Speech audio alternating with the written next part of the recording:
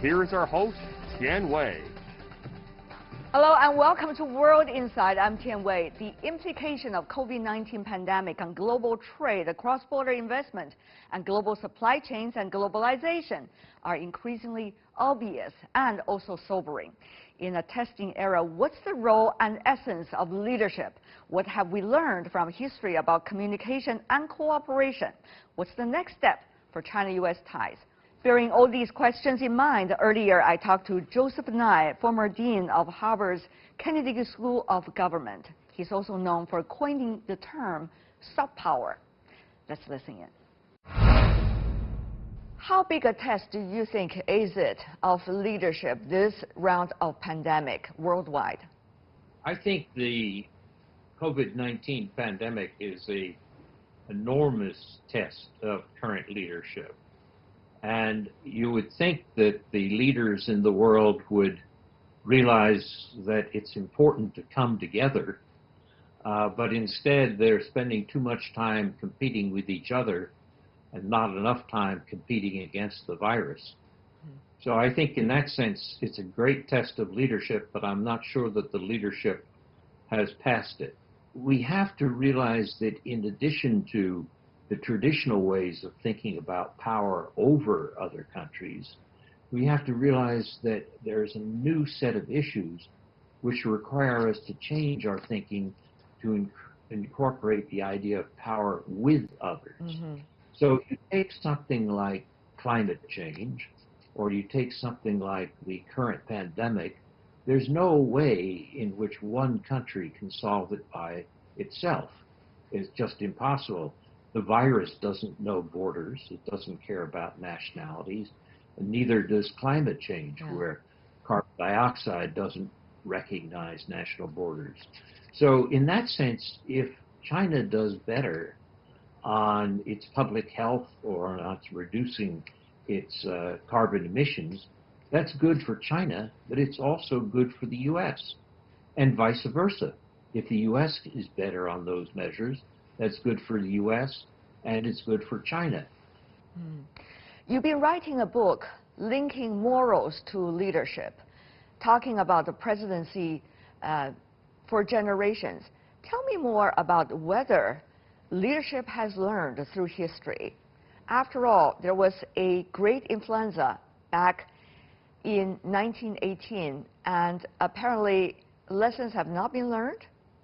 Well, the influenza in 1918 actually killed more people than died during World War I. So it had a terrible effect, but it didn't lead the world to create an effective prevention regime. We did create, after World War II, the World Health Organization, but no country has given the WHO the degree of resources or authority which we really need. So I would say in that sense it's true. We haven't learned enough. There have been incidents of cooperation, but we haven't done enough. Paralysis of a WHO mechanism, that seems to be some political intentions of some. What do you make of that at this moment of a critical pandemic? Well, I think President Trump has made a bad mistake in terms of putting too much blame on the WHO.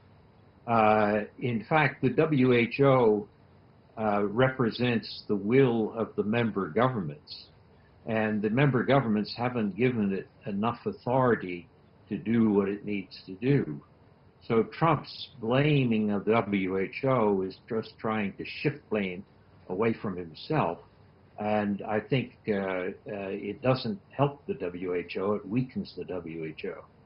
Many have been following you about is the terminology soft power. Now you yourself invented that terminology, and that has been used as a barometer by many leadership around the world to see how their policies are matching with realities.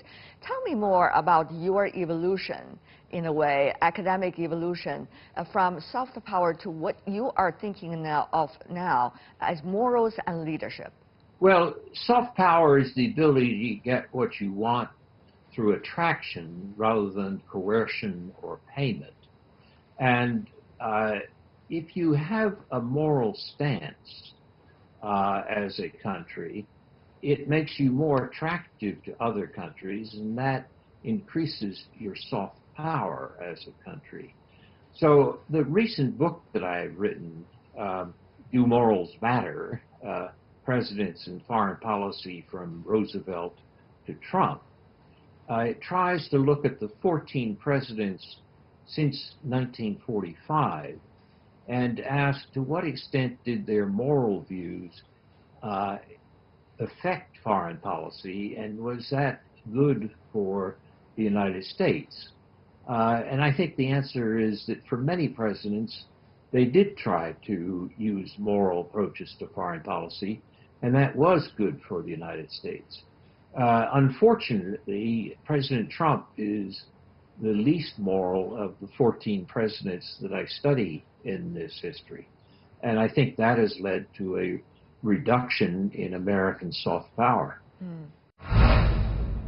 If you look at the elites and the scientific communities and some of the very influential individuals such as Dr. Fauci and some of the others that are standing out in the United States right now in terms of cooperating with the others and also trying to work for the common good, there seems to be a huge disconnect between the current administration and these groups of people.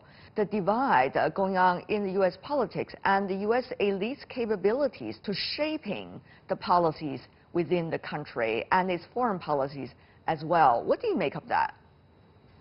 Well, that's correct. If you look at the scientific community, there is an interest in cooperating across borders because they see the common enemy as the virus.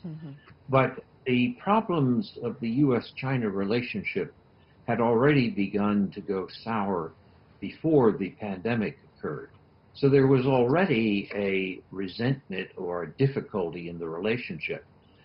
You might think that with the common threat from the virus, it would allow us to put these pre-existing conditions into a broader perspective.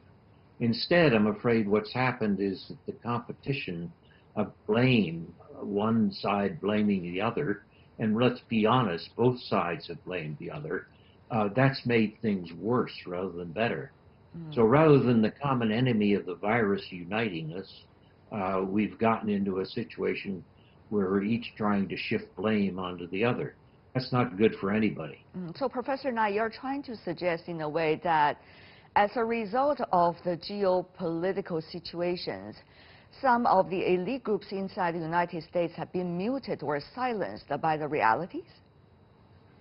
Well, I think you'll find that in the scientific community, there is still a very strong interest in cooperating with Chinese scientists and medical personnel. So I don't think that they are silenced or unable to.